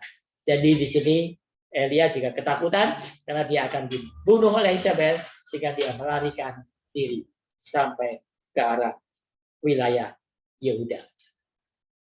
Sekarang 10b, ini dari Perjanjian Baru, dari Kitab Wahyu tentang Nabi Isabel sebagai lambang juga. Gereja pelacur yang murtad membunuh banyak umat Tuhan yang setia selama 1260 tahun. Kita baca di dalam Daniel 7:25 dikatakan, ia akan mengucapkan perkataan yang menentang yang maha tinggi dan akan menganiaya orang-orang kudus milik yang maha tinggi. Ia berusaha untuk mengubah waktu dan hukum, dan mereka akan diserahkan ke dalam tangannya selama 1 masa dan 2 masa dan setengah masa. Ini adalah 3,5 tahun, sama juga dengan 1260 tahun. Wahyu 17:6 dikatakan, dan aku melihat perempuan itu mabuk oleh darah orang-orang kudus dan darah saksi-saksi Yesus. Dan ketika aku melihatnya, aku sangat heran. Ya, jadi perempuan itu mabuk oleh darah orang-orang kudus dan darah saksi-saksi Yesus. Ya, artinya mereka membunuh umat-umat Allah. Jadi dia melihat wanita yang mabuk dengan darah para orang suci dan darah para martir Yesus. Dalam Wahyu 18:24 dikatakan, dan di dalamnya terdapat darah nabi-nabi dan orang-orang kudus dan darah semua orang yang dibunuh di bumi. Jadi peristiwa paralel yang sangat menarik. Sekarang kita melihat peristiwa paralel yang terakhir, yaitu paralel nomor 11. Di sini dari Perjanjian Lama, Isabel memberi makan para nabi palsu Baal dan mereka melakukan perintahnya dan juga memiliki putri, ya kan, memiliki anak perempuan maksudnya. Karena itu sekarang kirim dan kumpulkan seluruh Israel kepadaku di Gunung Karmel, 450 nabi Baal dan 400 nabi Asyera yang makan di meja Isabel. Itulah kejadian pada waktu di Gunung Karmel itu ya. Jadi minta ada 450 nabi Baal dan 400 nabi Asyera, ya kan, yang makan di meja Isabel. Jadi Isabel memberi makan kepada nabi-nabinya. Isabel memiliki seorang putri yang merupakan gambar ibunya. Dengan seninya yang menggoda, Isabel menjadikan Yosafat sebagai temannya. Dia mengatur pernikahan antara putrinya Atalia dan Yoram, putranya dari Yosafat. Dia tahu bahwa putrinya dibesarkan di bawah bimbingannya dan tidak bermoral seperti dirinya dan akan melaksanakan rancangannya. Ya. Itulah yang dikatakan di sini. Itu yang 11A dan yang 11B, Nabiah Isabel. Ini dari Kitab Wahyu, dari Perjanjian Baru. Pelacur akhir zaman memiliki nabi palsu atau putri atau anak perempuan yang melakukan perintahnya. Kita baca dalam Wahyu 16 ayat 13 dikatakan di situ, dan aku melihat dari mulut naga dan dari mulut binatang dan dari mulut nabi palsu itu keluar 3 roh najis yang menyerupai katak. Pelacur itu mempunyai anak perempuan yang seperti meludah dari ibu mereka. Bisa dikatakan bahwa nabi palsu dan anak perempuan itu adalah sama. Dalam Kitab Wahyu pasal 13, ibu memiliki anak perempuan. Itu juga yang disebut nabi palsu. Tetapi dalam Kitab Wahyu pasal 17, pengikut pelacur akan memanggilnya putrinya. Sekarang apa yang harus kita lakukan adalah kita harus membandingkan 2 cerita, ya, yaitu kisah Elia dalam Perjanjian Lama dan kita harus membandingkan dalam Perjanjian Baru tentang Elia. Elia dalam perjanjian baru bukan Elia dalam peristiwa 1260 tahun. Ya kan? Jadi Elia dalam perjanjian baru bukan Elia dalam peristiwa 1260 tahun. Tetapi kita berbicara Elia dalam perjanjian baru. Elia dalam perjanjian baru adalah Yohanes Pembaptis. Berapa banyak musuh yang menyebabkan kematian Yohanes Pembaptis? Ada 3 musuh yang menyebabkan kematian dari Yohanes Pembaptis. Yesus mengidentifikasi Yohanes Pembaptis sebagai Elia 3 kali. Ya, jadi Yesus dia mengidentifikasi Yohanes Pembaptis sebagai Elia. Ya kan? Pertama dalam Matius 11 ayat 13 sampai dengan 14 dikatakan di situ, sebab semua nabi dan kitab Taurat bernubuat hingga tampilnya Yohanes. Dan jika kamu mau menerimanya, ialah Elia yang akan datang itu. Itu yang dikatakan Yesus yang pertama di dalam Matius 11 ayat 13 dan 14 tentang Elia. Ya kan? Kedua, dalam Matius 17 ayat 12. Ini Yesus juga mengatakan Elia itu adalah Yohanes Pembaptis. Dan aku berkata kepadamu, Elia sudah datang, tetapi orang tidak mengenal dia dan memperlakukannya menurut kehendak mereka. Demikian juga anak manusia akan menderita oleh mereka. Ya, jadi yang dimaksud Elia di sini itu adalah Yohanes Pembaptis.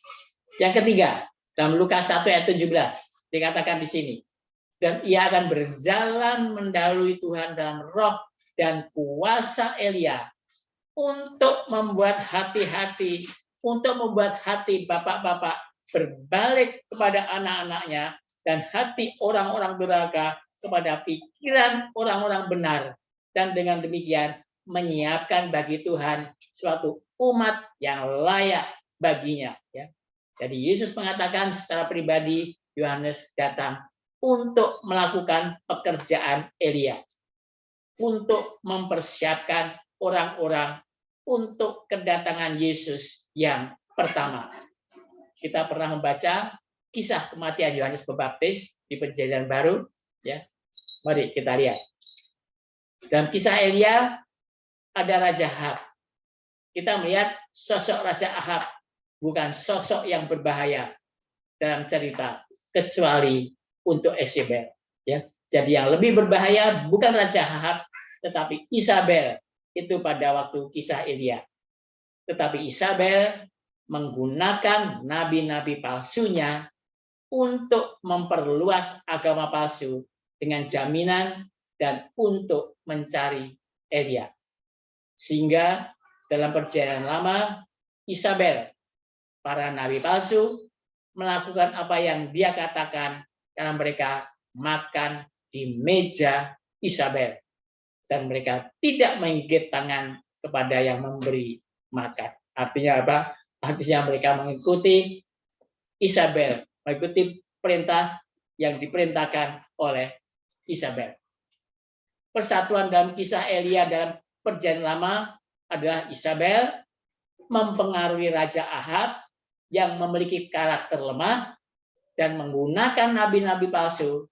Mereka mencoba untuk membunuh Elia. Ya, jadi saya ulangi, dalam perjanjian lama itu persatuan yang terjadi adalah dalam kisah Elia adalah Isabel mempengaruhi Raja Ahab yang memiliki karakter yang lemah dan menggunakan nabi-nabi palsu, dan mereka mencoba untuk membunuh Elia. Dalam kisah Yohanes Pembaptis, raja adalah seorang pengecut yang lemah juga dia. Raja mempunyai karakter yang sama dengan Raja Ahab. Raja sebetulnya menyukai Yohanes Pembaptis. Ini bisa kita baca dalam kitab Markus 6 ayat 20. Kita baca. Sebab Herodes segan akan Yohanes karena ia tahu bahwa Yohanes adalah orang yang benar dan suci. Jadi ia melindunginya. Tetapi apabila ia mendengarkan Yohanes, hatinya selalu terombang-ambing. Namun ia merasa senang juga mendengarkan dia. Ya kan? Jadi sebetulnya raja, namanya Herodes, dia juga menyenangi juga kepada Yohanes Pembaptis. Tetapi ada seorang pelacur yang membenci Yohanes Pembaptis. Siapa dia? Dia adalah Herodias. Ya kan? Itulah yang disebut pelacur tersebut. Herodias adalah wanita yang pernah berzina karena dia tidur dengan seorang yang adalah suami orang lain. Yohanes menegur dia sehingga dia ingin membunuh Yohanes Pembaptis, tetapi dia tidak bisa membunuhnya. Markus 6 ayat 18 sampai 20. Kita baca. Karena Yohanes pernah menegur Herodes, tidak halal engkau mengambil istri saudaramu. Karena itu Herodias menaruh dendam pada Yohanes dan bermaksud untuk membunuh dia, tetapi tidak dapat. Sebab Herodes segan akan Yohanes karena ia tahu bahwa Yohanes adalah orang yang benar dan suci. Jadi ia melindunginya. Tetapi apabila ia mendengarkan Yohanes, hatinya selalu terombang-ambing. Namun ia merasa senang juga mendengarkan dia. Itulah yang dikatakan, ya kan? Jadi Herodes segan, tapi yang membenci justru istrinya, yaitu Herodias, karena sudah dikatakan oleh Yohanes Pembaptis. Tapi akhirnya ada juga kesempatan dia untuk membunuh Yohanes Pembaptis, sehingga dia mengatakan pada putrinya untuk memberikan kepada Yohanes Pembaptis pada waktu Raja Herodes menyukai penampilan anak perempuan Herodias. Kita baca Markus 6 ayat 22 sampai dengan 24. Pada waktu itu anak perempuan Herodias tampil lalu menari, dan ia menyukakan hati Herodes dan tamu-tamunya. Raja berkata kepada gadis itu, minta daripadaku apa saja yang kau ingini, maka akan kuberikan kepadamu. Lalu bersumpah kepadanya, apa saja yang kau minta akan kuberikan kepadamu, sekalipun setengah dari kerajaanku. Anak itu pergi dan menanyakan ibunya, apa yang harus kuminta? Apa jawab ibunya? Jawabnya, kepala Yohanes Pembaptis. Itulah yang dikatakan ibunya kepada anak perempuannya. Seperti ibu, berikan juga anak perempuannya. Dan apa yang dilakukan putrinya, anak perempuannya tadi, ayat 25, maka cepat-cepat ia pergi kepada raja dan meminta, aku mau supaya sekarang juga engkau berikan kepadaku kepala Yohanes Pembaptis di sebuah talam. Dan seperti itulah Yohanes Pembaptis meninggal.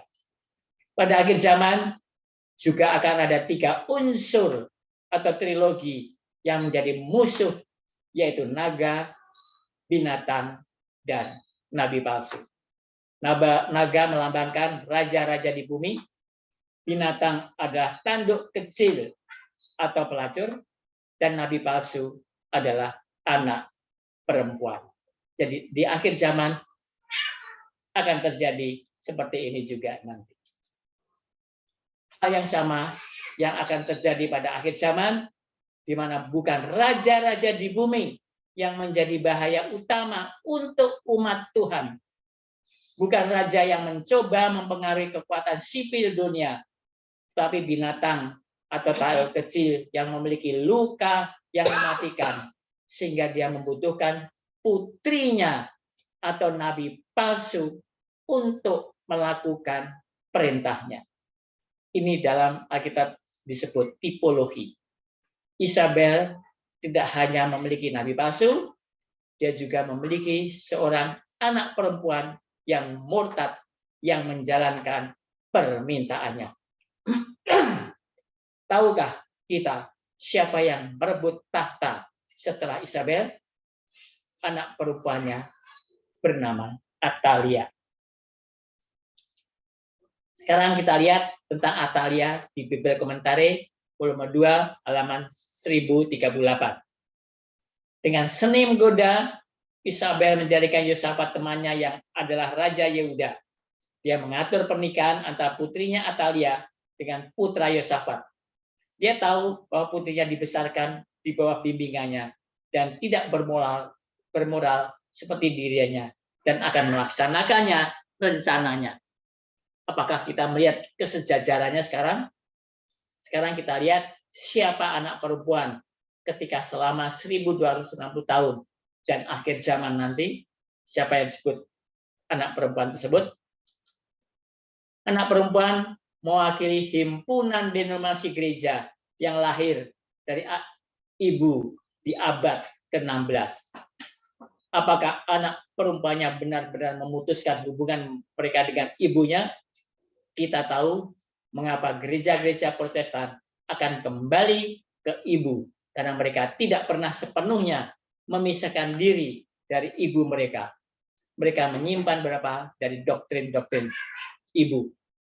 Dan doktrin yang mereka yang diambil dari ibu ada 3 atau mungkin lebih, saya sebutkan 3 aja. Pertama, hari Minggu sebagai hari perbaktian. Kedua, tentang keabadian jiwa. Dan yang ketiga, neraka yang membara selamanya. Itulah yang ada, yang diambil. Dan itu akan menjadi penghubung. Dan Ellen White mengatakan bahwa hari Minggu dan keabadian jiwa akan menjadi perekat yang akan menyatukan mereka. Sehingga anak perempuan tidak akan pernah bisa memutuskan hubungan mereka dengan ibu mereka dan akan kembali ke ibu. Kita lihat sekarang kitab Wahyu pasal 17 ayat 5 dikatakan di situ, dan pada dainya tertulis suatu nama, suatu rahasia, Babel besar, ibu dari wanita-wanita pelacur dan dari kekejian bumi. Isabel memiliki anak-anak yang lahir darinya menjelang akhir 1260 tahun yang akan melakukan perintahnya.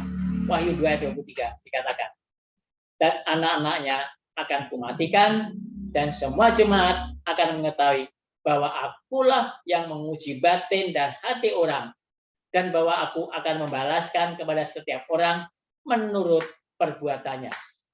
Yohanes 23 pada pembukaan Konsili Vatikan II tahun 62 sampai 65 mengatakan, dia, yaitu Gereja Katolik Roma, menjadi orang yang penuh kasih sayang, baik hati dan ibu yang sabar. Dia tergerak oleh kasih sayang dan kebaikan terhadap anak-anak terasing. Itulah yang dikatakan oleh Paus Yohanes pada Konsili Vatikan II. Demikian juga kata Paus Paulus VI selama Konsili Vatikan II dikatakan, karena posisi mereka, saudara-saudara yang terpisah, adalah objek dari kedalaman dan kasih sayang yang lembut di pihak gereja induk. Ini adalah cinta yang terasa duka dan duka. Cinta hati yang terluka karena kerenggangan. Karena kerenggangan mencegah saudara-saudara kita menikmati begitu banyak hak istimewa dan membuat mereka kehilangan begitu banyak rahmat. Tapi mungkin untuk ini alasan sangat cintanya semakin dalam dan semakin membara. Ini ditulis oleh Kardinal Agustin Bea, The Unity of Christian. Babel dikatakan sebagai ibu dari para pelacur. Oleh karena itu anak perempuannya pasti melambangkan gereja yang berpegang teguh pada doktrin dan tradisinya dan mengikuti teladannya dalam mengorbankan kebenaran dan perkenaan Tuhan untuk membentuk aliansi yang melanggar hukum dengan dunia. Lalu aku melihat ibu pelacur, bahwa ibu bukanlah anak perempuan, tetapi terpisah dan berbeda dari mereka. Dia, yaitu ibunya, mengalami hari-harinya, dan itu sudah lewat. Dan putri-putrinya, gereja Protestan adalah yang berikutnya, naik ke atas panggung dan memerankan pikiran yang sama seperti yang dimiliki ibu ketika dia menganiaya orang-orang kudus. Ditulis oleh Alexis Paulding, makan halaman 1. Jadi Elia akhir zaman. Elia dari 1260 tahun bukanlah Elia yang terakhir. Kesimpulan dari cerita masih di masa depan. Kita mengetahui hal ini karena beberapa alasan. Pada akhir 1260 tahun, kekuatan sipil melukai Isabel, tetapi tidak benar-benar membinasakan.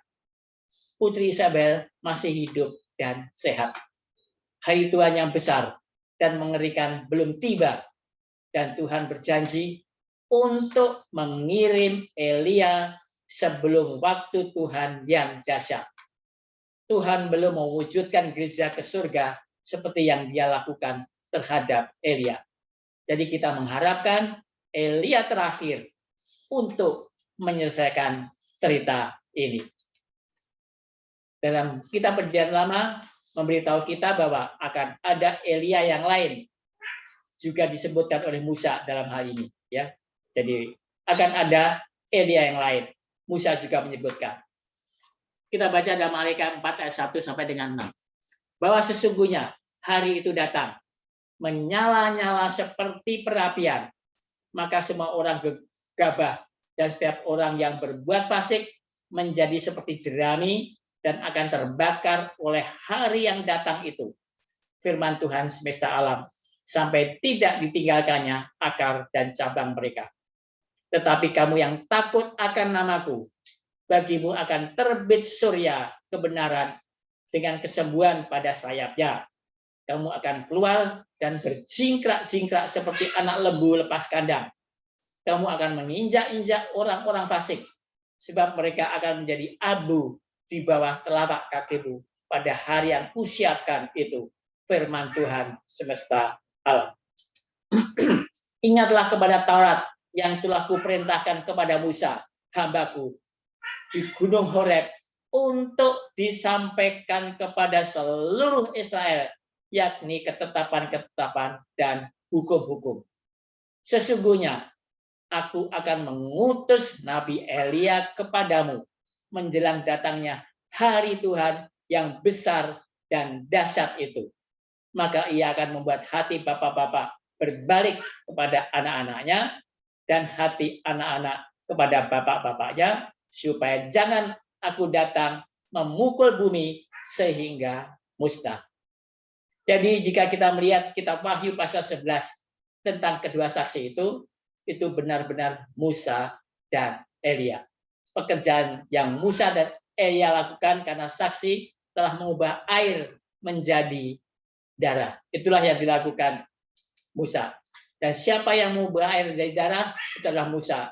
Dan mereka membuat api dari surga. Siapa yang menurunkan api dari surga, itu Elia. Jadi penyebutan Musa ada hubungannya dengan 10 perintah Tuhan.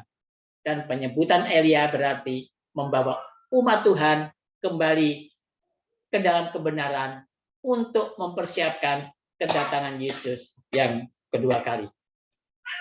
Mengapa pada akhir zaman akan ada Elia? Ya, itulah pertanyaannya. Mengapa pada akhir zaman akan ada Elia? Karena pada akhir zaman akan ada Isabel, ya kan? Akhir zaman nanti akan ada Isabel. Jika dengan demikian, akhir zaman juga akan ada Elia. Jika kita memiliki Isabel, maka kita juga harus memiliki Elia. Dan kita harus juga memiliki Ahab, raja-raja di bumi.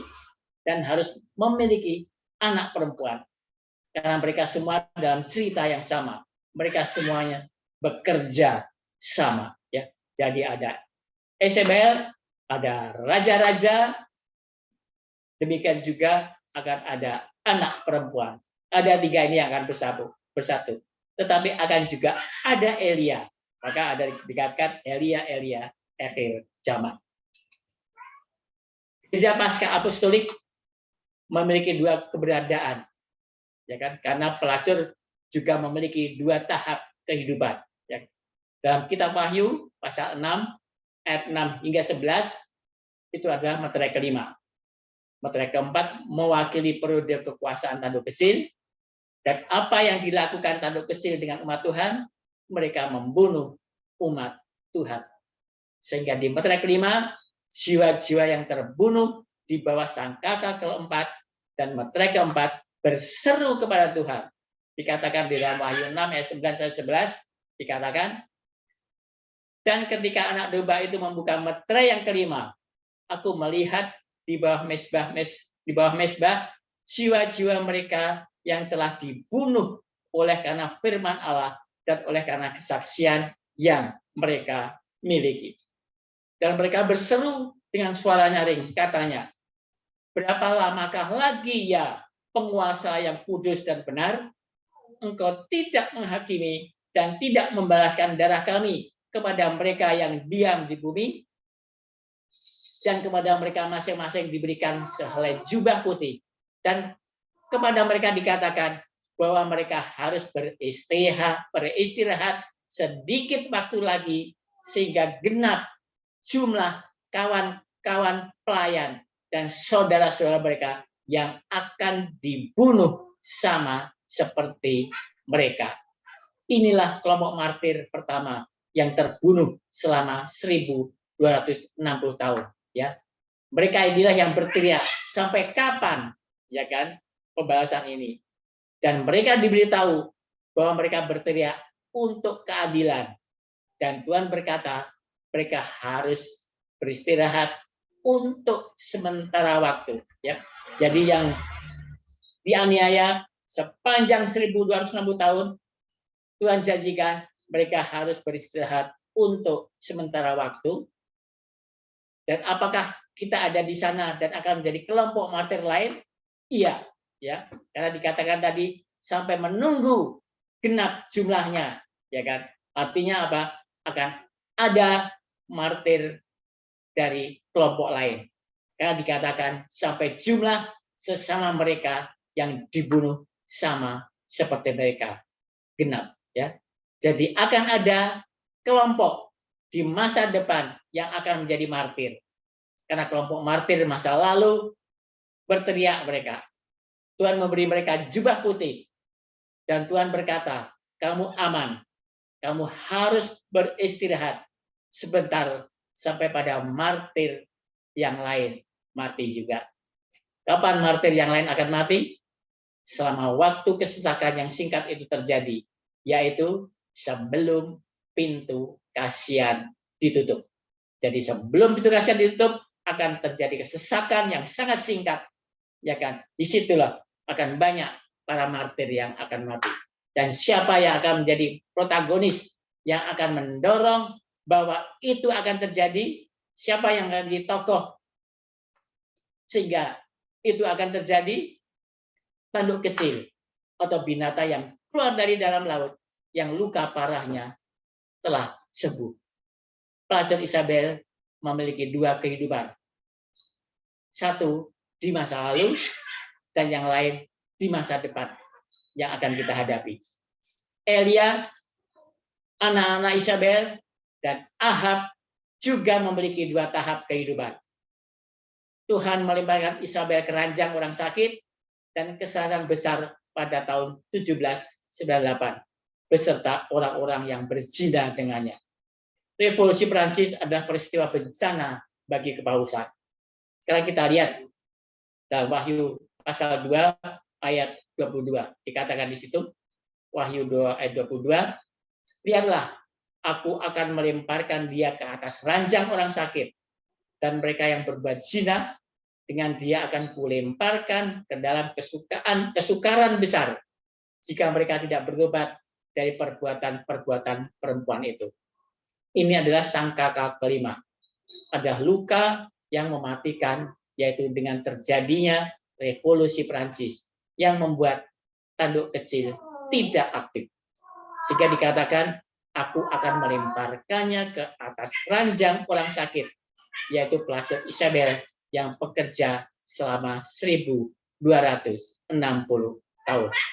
Dan juga melakukan perzinahan atau percabulan dengan raja-raja, sehingga akan mengalami kesesakan besar.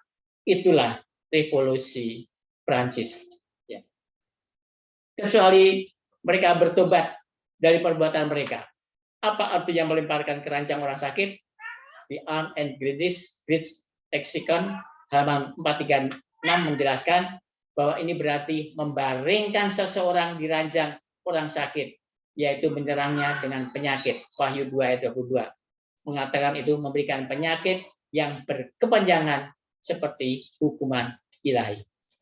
Dalam kitab Wahyu pasal 13 ayat 3 mengatakan bahwa luka yang mematikan itu akan sembuh dan akan berkuasa untuk yang kedua kalinya.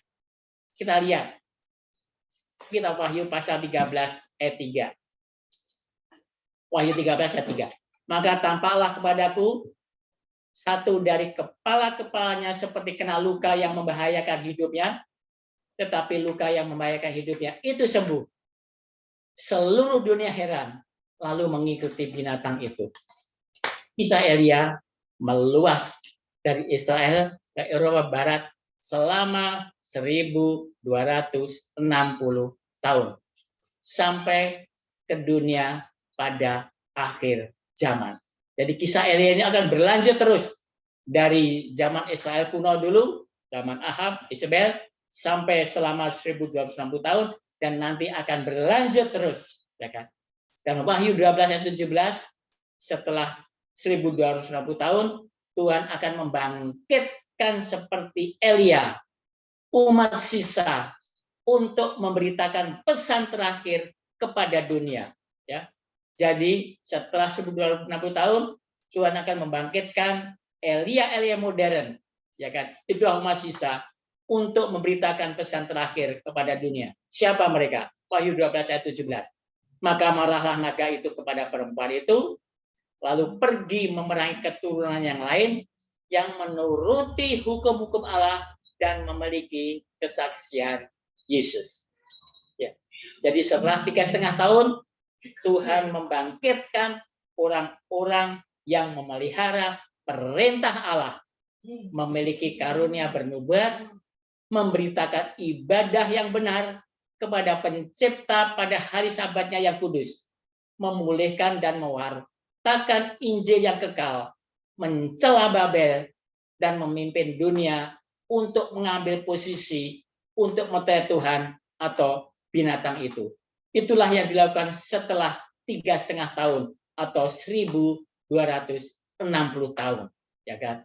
Jadi Elia akhir zaman ini akan mencerahkan dunia dengan seruan nyaring, yaitu Wahyu 18 ayat 1 sampai dengan 5, di mana saat Elia menurunkan api dari surga, seluruh gunung Karmel diterangi ketika dia memberikan pesannya. Siapa umat sisa pada akhir zaman? Siapa Elia modern? Mereka adalah yang menuruti perintah Allah dan mempunyai kesaksian Yesus. Itu adalah gereja Masel Advent hari ke-7. Apakah kita juga menjadi Elia modern yang akan memberitakan ini, menyuarakan suara nyaring? Apa itu suara nyaring itu? Apakah kita bisa memenuhi syarat itu? Pasti bisa. Ellen White menyatakan bahwa sebagian besar dari mereka yang ada di gereja pada akhirnya akan pergi dengan sedih. Itulah yang akan terjadi. Banyak nanti dari gereja-gereja, anggota gereja yang benar ini akan pergi dengan sedih. Tetapi banyak juga mereka yang akan menyuarakan suara nyaring. Jadi tugas gereja Masel Advent hari ke-7 adalah menyerukan suara nyaring. Wahyu 18 ayat 1 sampai dengan 5. Wahyu 18 ayat 1 adalah penekanan, bisa dikatakan juga pekabaran malaikat yang keempat. Ya, ini adalah penekanan dari pekabaran tiga malaikat, ya, yang ada di dalam Wahyu 14 ayat 6 sampai dengan 12. Dan suara nyaring itu adalah di dalam Wahyu 18 1 sampai dengan 5. Kita baca Wahyu 18 1 sampai 5. Kemudian daripada itu aku melihat seorang malaikat lain turun dari surga. Ia mempunyai kekuasaan besar dan bumi menjadi terang oleh kemuliaannya. Dan ia berseru dengan suara yang kuat, katanya, sudah rubuh Babel, kota besar itu. Dan ia telah menjadi tempat kediaman roh-roh jahat dan tempat bersembunyi semua roh najis dan tempat bersembunyi segala burung yang najis dan yang dibenci. Karena semua bangsa telah minum dari anggur hawa nafsu cabulnya, dan raja-raja di bumi telah berbuat cabul dengan dia, dan pedagang-pedagang di bumi telah menjadi kaya oleh kelimpahan hawa nafsunya. Lalu aku mendengar suara lain dari surga berkata, pergilah kamu, hai umatku, pergilah daripadanya, supaya kamu jangan mengambil bagian dalam dosa-dosanya, dan supaya kamu jangan turut ditimpa malapetaka-malapetakanya. Sebab dosa-dosanya telah bertibur-tibur sampai ke langit, dan Allah telah mengingat segala kejahatannya. Itulah suara nyaring, adalah penguatan dan pengulangan dari pekabaran 3 malaikat, atau bisa dikatakan juga pekabaran malaikat yang keempat. Ya, inilah bagian pertama dari sangkakala kelima. Dan kita akan melanjutkan lagi sangkakala kelima pada Sabat berikutnya. Oke, kita akan berdoa. Tuhan, Bapa kami yang bertata di surga, kami telah menyelesaikan pembahasan tentang sangkakala kelima bagian pertama ini Tuhan. Tuntun kami dengan Roh Kudus-Mu Tuhan, dan demikian kami akan bisa mengerti dengan apa yang kami bahas ini, dan semua itu akan mempersiapkan kami semua Tuhan, untuk kami semua menjadi Elia modern, untuk mengabarkan suara nyaring ini.